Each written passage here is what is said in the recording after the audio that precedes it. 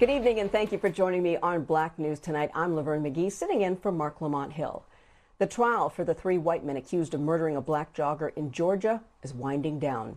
The attorneys will give their closing statements on Monday, and then juries will begin deliberating. BNC's Dre Clark has a more detailed look at the tragedy, the trauma, and the trial, which has put one small town in southern Georgia under a very large spotlight.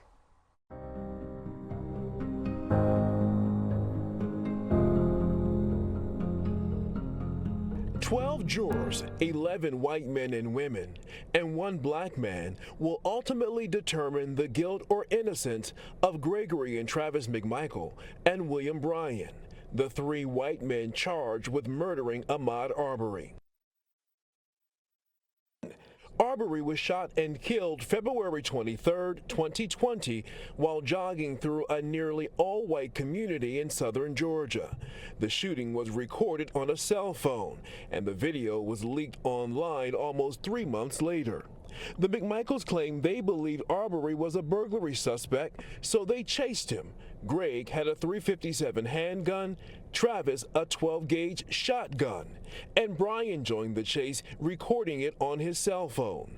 Prosecutors say the 3 men hunted Arbery like an animal. The guy was cornered. He was cornered like a rat. Arbery died from multiple gunshot wounds. Travis McMichael fired the fatal shots. On the stand, McMichael claimed Arbery was the aggressor, and he shot and killed him in self-defense. But under cross-examination, McMichael admitted Arbery never made any physical or verbal threats, and he said he knew Arbery was not carrying a weapon. He hasn't pulled out a gun. That's correct. He hasn't said one word to you. He has not. He's not threatened you in any way, verbally or physically. No, ma'am. No knives. No knives. All right. The trial from the start had strong racial overtones. Outside the courthouse, people rallied in support of the Arbery family. Inside the courtroom, Arbery's parents, who were sometimes accompanied by the Reverend Al Sharpton and Jesse Jackson, caused one of the defense attorneys to stand up and say this. Obviously, there's only so many pastors they can have. And if their pastor's Al Sharpton right now, that's fine, but then that's it. We don't want any more black pastors coming in here, or other Jesse Jackson, whoever was in here earlier this week, sitting with the victim's family, trying to influence a jury in this case. Goff wanted the ministers kicked out of the courtroom and a mistrial declared. The judge refused, but Goff's words were considered racist and outlandish. A week later, after making those comments, nearly 500 black pastors from all across the country gathered outside the Glenn County Courthouse, a response, they said, to Goff's racist remarks. Well, if you thought one was enough, look at what you brought now. Throughout the trial, Ahmaud Arbery's parents, Wanda Cooper Jones and Marcus Arbery Sr., have been strong, talking to a gaggle of reporters and photographers outside the courthouse every day. Inside the courtroom, they sat through hours of testimony, which at times meant seeing pictures of their dead son's body put up on a screen over and over again. Now the case will soon rest with the jury. What will they decide? Will there be justice for Ahmaud or an acquittal for the accused? I'm Dre Clark for Black News Tonight. And you know that BNC is going to have full coverage of that next week as well, so make sure you tune in for that.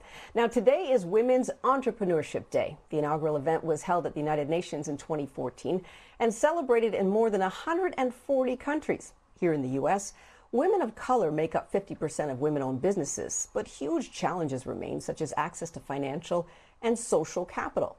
Well, BNC correspondent Ansar Hassan has more. Mashika Art's kitchen went from brown to blue. She says it was time for an upgrade. So the kitchen was terrible to me, and it turned out so nice. It's really beautiful. She used some materials that I've never heard of before. Art's picked meticulous design. It's headed by Lakeisha Wash, a first-time business owner who launched an interior design business in the middle of the pandemic. I didn't know how to draw or anything, so I was really starting from scratch. But I loved it, and I started learning more and more about colors and how they work together and how to put things together, and it just took off from there. After graduating with a degree in social and behavioral science, Wash took some design classes, her true passion. But with small kids at home, this mom put her dream on hold. She settled for a well-paying government job for the past 9 years. But she's always had a side business making gift baskets. Let's see, maybe I'll set it up and do it this way. Just 1 second. That's when her business coach told her to go big.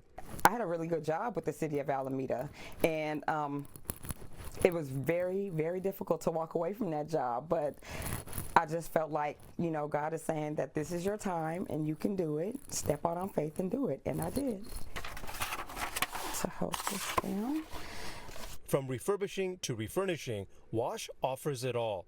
Business is growing, but it hasn't always been easy. To start with, she needed startup capital. So I had to start with my home and myself to show people what I could do. So that took funding. The marketing took funding. Branding took funding. According to the U.S. Chamber of Commerce, access to funding is the biggest challenge for female entrepreneurs. Data from ASEAN Opportunity Fund shows that women make up just 4% of commercial bank loans and account for just 2% of VC funding.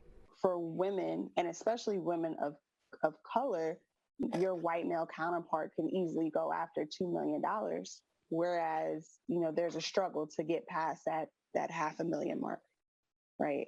And that disparity alone is, man, it's insane. And for women of color, the challenges don't end there. A new report from the National Association of Women Business Owners shows that as of 2019, women of color make up 50% of women-owned businesses. But in the 5 years between 2014 and 2019, their revenue dropped from $68,000 to $66,000, while white women saw their revenue jump from almost $200,000 to $220,000. And then there's the overt discrimination. Wash shares a story of not being hired for a design job because of her hair. She told me that I was the only one who had a degree, but she told me that my hair, that their high-end clients wouldn't approve of my hair. So those are some of the things that I have had to deal with. Wash sees the obstacles as just part of the path to success. She's launching a furniture line early next year to pay homage to iconic black women of the 1930s and 40s like Billie Holiday. We see Marilyn Monroe on everything, but you don't really see women of color on any furniture. Wash says she's an entrepreneur by instinct. She's not afraid of the hard work and says she wants her grandchildren to see her success as a roadmap for their future. Some days I'm like, good grief, but I just take a deep breath, and tomorrow is a new day. In San Francisco, Ansar Hassan, BNC. And now to the high-profile murder trial of Kyle Rittenhouse, as the nation continues to react to a 12-member jury finding the 18-year-old not guilty on all counts. That happened earlier today. We, the jury, find the defendant, Kyle H. Rittenhouse, not guilty. As to the fourth count of the information, Anthony Huber, we, the jury, find the defendant, Kyle H. Rittenhouse, not guilty. So, the jury found Rittenhouse not guilty of first-degree intentional homicide and 4 other felony charges after shooting and killing 2 unarmed men while injuring a 3rd person during racial justice protests in Kenosha, Wisconsin last year. Now, many notable people are weighing in on the matter, expressing outrage over the acquittal, including Martin Luther King III and Arndrea Waters King, who released a statement on the verdict saying, in part, "It is clear that we as a nation are broken." Meanwhile, President Joe Biden backed the jury's decision, saying, "The jury system works. We have to abide by it." Well, joining me now to break down the legal ramifications of the not guilty verdict in the Kyle Rittenhouse murder trial is attorney, activist, and policy strategist Angelo Pinto. Good to see you on this Friday evening. Thanks so much for being with us, Angelo. Thank you for having me. Glad to have you. All right, so what were the exact charges against Rittenhouse, and how did the prosecution fail to make the case for them?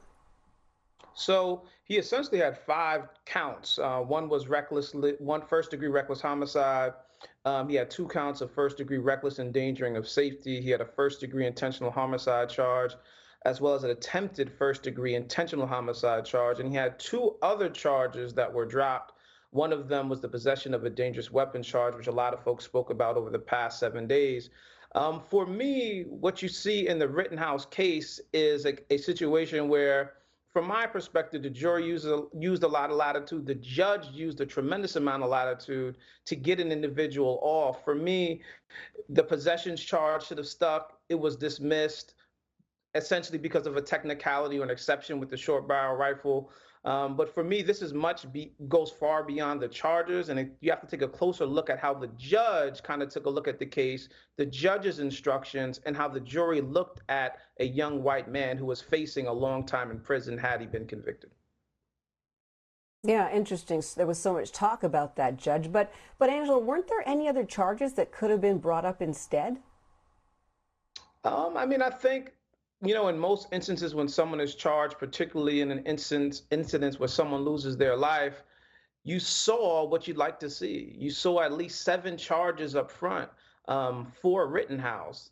Ideally, you would think one of those charges would stick. I think for most folks, the weapons charge should have stuck, or was the strongest charge and the least hard to prove, but the judge dismissed it. So I don't know if you would have liked to see more charges for Rittenhouse. I think the question is, why didn't the charges stick? Why did the judge seek to dismiss the charge or allow the charge to be dismissed, the weapons charge? And why did the jury have the findings that they had? And I think most folks, when you listen to the conversations that are happening, when you're listening to how people are reacting, it isn't because of the charges, but it's because of the system as it functions, a criminal justice system that looks at a white man different than it looks at a black man. I think that's what you saw play out. Yeah, and you mentioned it, the judge. Everybody talked about it. There was bias from the judge in favor of Rittenhouse. But weren't there any irregularities in the proceedings that stood out to you from a legal perspective? For me, the irregularities in the proceedings were kind of what you saw the judge do. I saw a number of pictures where Rittenhouse and his defense were standing behind the judge. Many folks spoke about Rittenhouse choosing or picking out of the hat names of individuals who would be placed on the jury. And I think even the judge's instructions, or what he said following the trial, which was that Rittenhouse was a good boy. For me, those are glaring irregularities. And when the judge is engaged in that kind of behavior, for me, that tells me all I need to know, not only of the climate of the proceeding, what the judge is allowing and what the jury's proceeding, and that usually has a trickle-down effect. And I think in the Rittenhouse case, that's what you saw.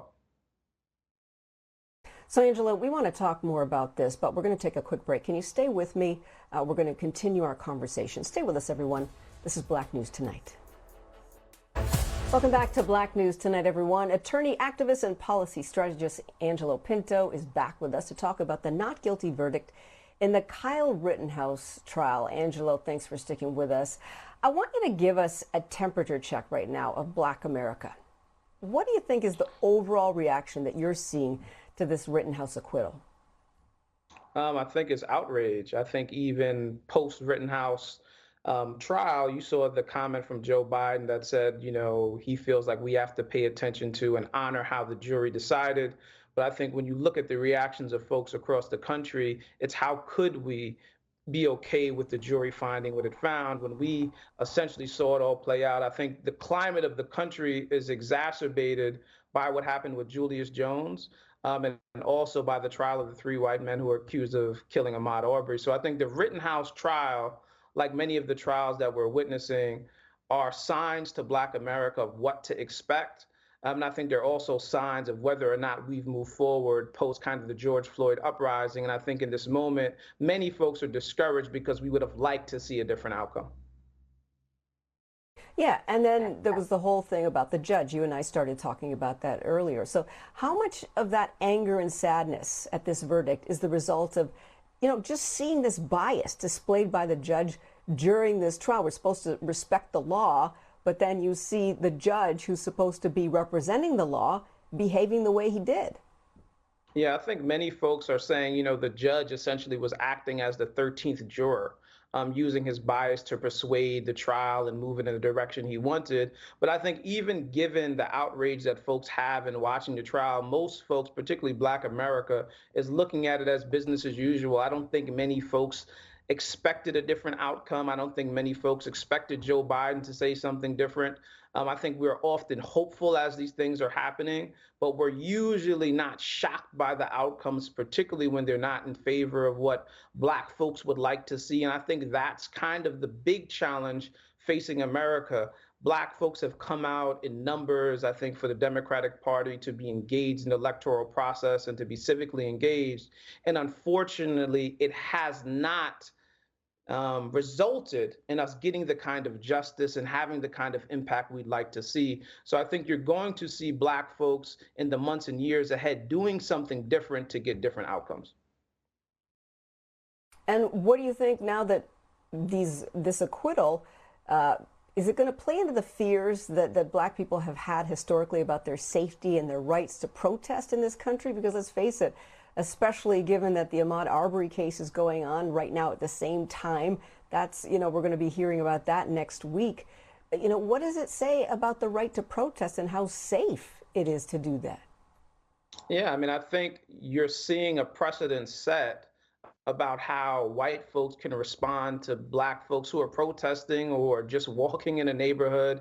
And it's essentially saying that white folks can use deadly force, not only use deadly force, but get away with it, get acquitted for using that. And I think that's alarming, particularly in this political climate when there's been a lot of legislation passed that has attempted to deter protesting. And I think this case, and we'll see what happens at the outcome of the 3 men accused of killing Ahmaud Arbery, but it's setting a dangerous precedent that's saying to Black folks and other protesters that they can meet deadly force and essentially have no recourse when that happens. Angela, I'm almost afraid to ask you this next question, but do you think we're going to see more Rittenhouses, more vigilantes violently acting out against calls for racial justice? I think so. I mean, I was on the ground in Louisville, Kentucky, and also in Minneapolis for the George Floyd uprisings and Breonna Taylor, and I saw countless armed white vigilantes who were saying they were protecting property or who were called in or who just came on their own. And I think it created an atmosphere of violence. So the question for me, and the thing that I think many protesters and folks who took to the streets are asking, is why are individuals allowed to meet protesters with deadly weapons? And I don't think that we got a sufficient answer in this trial, but I think we're going to see that increase. And unfortunately, what is likely going to increase is the likelihood of individuals experiencing deadly force at the hands of vigilante and white supremacist groups. Yeah, I was afraid you were going to say that, but I know you're keeping it real with us. Thank you so much for joining us tonight, Angelo Pinto, attorney and activist. Appreciate you being with us here on Black News Tonight.